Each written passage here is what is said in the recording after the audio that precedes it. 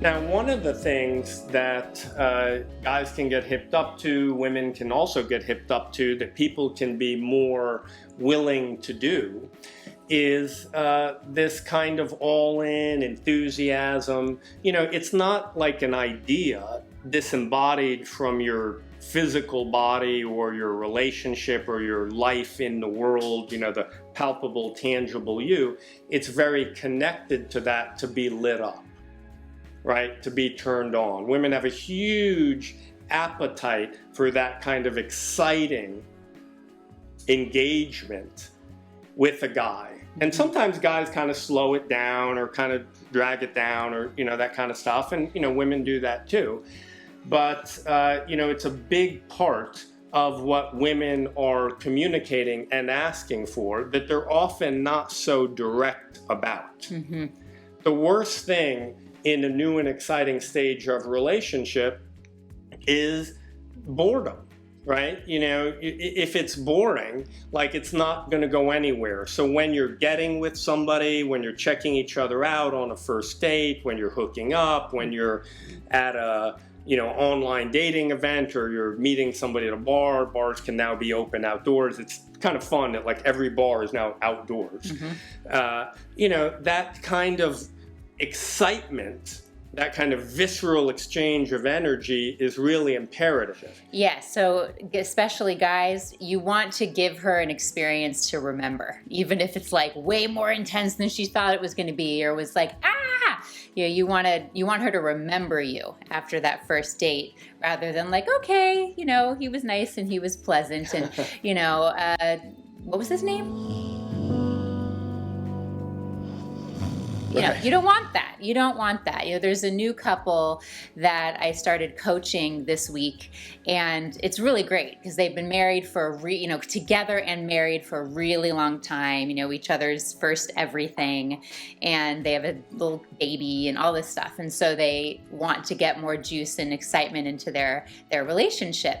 And she is, I mean, from the get-go, being so direct. Like, for example, many of you have seen this new video, speaking of newness, this new video that Erwan and I created. We'll show you a couple cool clips later. But they had both watched it.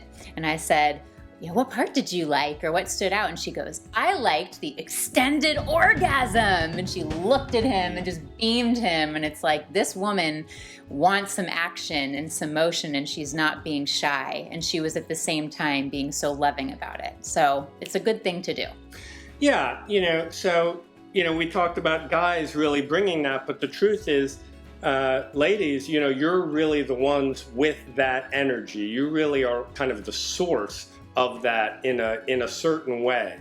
And I love Alicia's example, because the woman she was sharing about was really willing to bring that. Mm-hmm. So that's the key to attractiveness from a female or feminine point of view, whether it's a man or a woman, but somebody who identifies as feminine is really willing to bring that enthusiasm about this visceral, sexy part of themselves.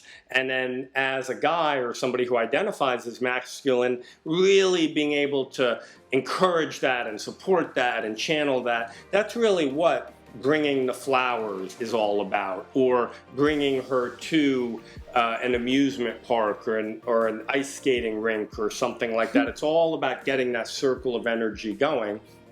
And tonight, the message is, be deliberate about that. No matter what your inner critic says, no matter what your superego says, to really be deliberate about that. If you're getting together with somebody, if you're in the middle game of relationship with them, if you've been with them for 2 decades. And being deliberate about it is really smart. Again, for example, in a relationship, there's this other great couple that I'm working with, and I've been working with them for maybe 1.5 years or so. And she was kind of bored and wanted more action and motion in their relationship. They've been together a long time. And I noticed this pattern. Like, she came into the coaching, they'd been in the pleasure course, and she's like, yeah, you know, more sex, more sensual practice. And we started practicing all of the touching practices. And then there was a lapse, and then she would like create some kind of drama, like pick a fight or something, and they'd come to the session and, oh my God, she's so upset. And then by the end of every session, we realized, oh, like she was bored, like she wanted some motion. So she created some drama. If you're deliberate, you don't have to create drama if you don't want to. You can actually be doing something fun and preempt using drama for the sake of motion. So if you're good at the masculine, feminine information practices that we covered in the female decoder ring, you're going to be good at getting with somebody, all that flirting and so on. If you're good at this, contacting this energy, this new and exciting, then you're going to be good at the dating phase of relationship. You're going to be good at the skills involved, essential for the dating phase. Fun, turning them on, and focusing on the woman's desire. So for the woman, focusing on your desire. For the guys, focusing on her desire, right? Because it's not a disembodied thing. It's actually something that happens in our physical bodies, in our energy bodies, in our spirit, and so on, not just conceptually, the actual palpable sense of it. It's a willingness, it's an energetic yes that's very related to the pelvis, even if it's not sexual. It's very related to the vital center, that fuel tank. Very important to be connected to that. And it really accelerates all things in life, even a work project, or, again, back to the Taoists. The Taoists used it for enlightenment. A lot of people, their movement towards awakening and being present and so on really gets slowed down because it doesn't have that kind of like vital kick to it. They actively used sex and the vital center to kind of supercharge that. So, another time that we needed to deliberately really activate that energy was after Alicia gave birth to Aiden, a couple of months afterwards.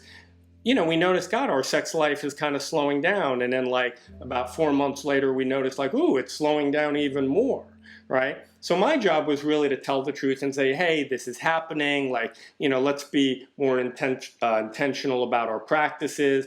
We're not going to have intercourse now for a while because, your body's healing and recuperating and all that. But I can really pleasure you, your breasts, your pussy, your clitoris, that kind of thing in any way that feels good to you. Let's do that. Let's find what feels good to you so we really stay in that kind of connection. It really took being deliberate about it, because that's one of the big places that the turn-on falls off a cliff in romantic relationships is after you have a kid. Yes, and so thank God Erwan infused that energy into our relationship, because I could really see, it's so cliche, like, oh, you have a baby and then your sex life goes away. So I'm like, oh, wow, like... And so he said it, and then the very next day, I'm like, all right, let's do it.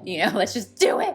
And suddenly we had our sex life back, and it was immediate. So there's a lot that you can do to just immediately shift and have things be new again.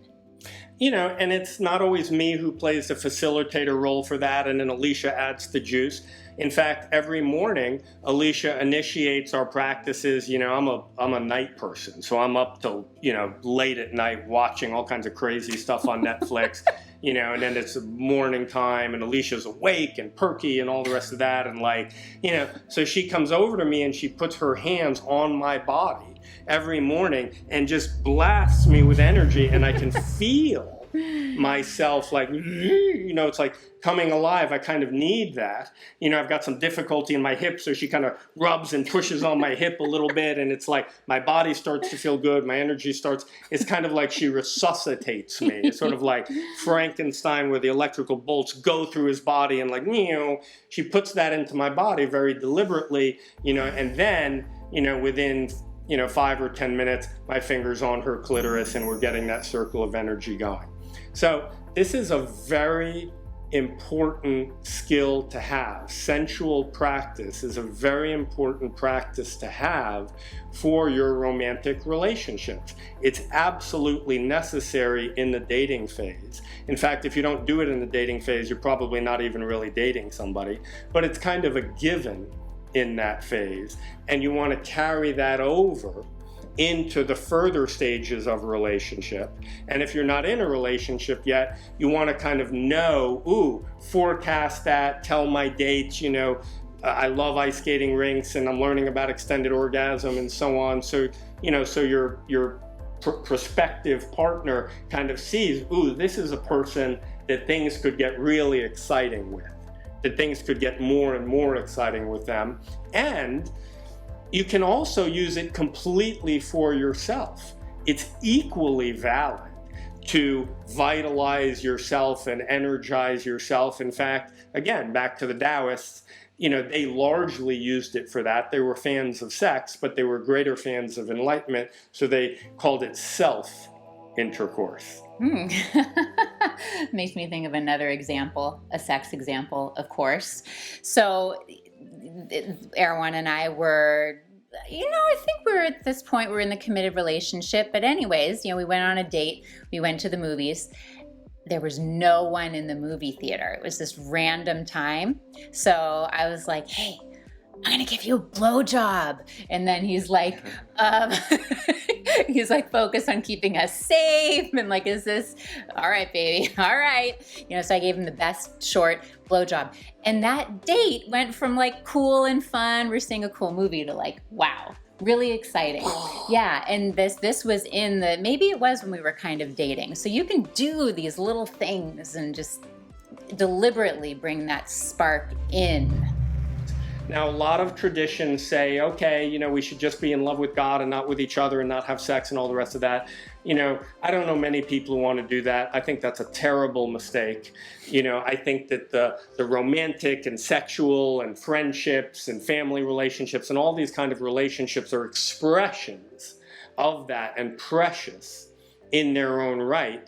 And they're reflections or sourced by that original desire to be connected with life or God or being. So I wanted to include that so that you not only can feel the fountain of youth and know the importance of it for romance and relationship and sex and all the rest of that, but actually contact the essence of it or the source of it or where it really comes from. Because you may have noticed when you're present, you're more turned on to life, you're more alive, you love people more.